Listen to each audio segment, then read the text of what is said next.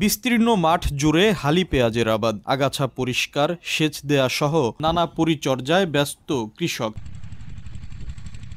সারা দেশের মোট উৎপাদিত পেঁয়াজের ১৪ ভাগ উৎপাদন হয় রাজবাড়ী জেলায়। তাই হালি পেঁয়াজ রোপণে এই মুহূর্তে ব্যস্ততা বেড়েছে জেলার কৃষকদের মাঝে। অনেকেই আবার রোপণ শেষে ব্যস্ত পরিচর্যায়। এবছর বিএডিসির সরবরাহকৃত প্রণোদনার পেঁয়াজ বীজে চারা না গজানোয় ক্ষতিগ্রস্ত হয়েছেন জেলার প্রায় ৪,০০০ কৃষক। যে কারণে শেষ সময়ে বেশি দামে বীজ কেনায় উৎপাদন খরচ বেড়েছে বলে দাবি কৃষকদের। আমরা কিনে লাগাইতেছি, বহুটা খরচা চলছে।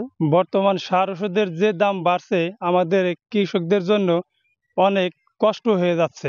সরকারের কাছে দাবি সার ওষুধের দামটা একটু নিয়ন্ত্রণে আনুক। এই বীজটার জন্য আমাদের মন প্রতি ৩,০০০ থেকে ৩৫০০ টাকা সর্বনিম্ন রেট আমাদের জন্য দেয়, তাহলে কৃষক বেঁচে থাকতে পারবে। ৩ মাস পর বাজারে আসতে শুরু করবে হালি পেঁয়াজ। আবহাওয়া অনুকূলে থাকলে জেলায় এবছর পেঁয়াজের আবাদ লক্ষ্যমাত্রা ছাড়িয়ে যাবে বলে আশা কৃষি বিভাগের। এবারে লক্ষ্যমাত্রা ৩০,৪40 হেক্টর জায়গা ইনশাল্লাহ পূরণ হয়ে যাবে এবং এবছর মোট জেলায় ১ থেকে ১,৫০০ হেক্টর জায়গা পেঁয়াজ অতিরিক্ত আবাদ হবে। কৃষি বিভাগের তথ্য মতে এবছর রাজবাড়ী জেলায় পেঁয়াজের উৎপাদন লক্ষ্যমাত্রা ধরা হয়েছে ৫.৫ লাখ মেট্রিক টন।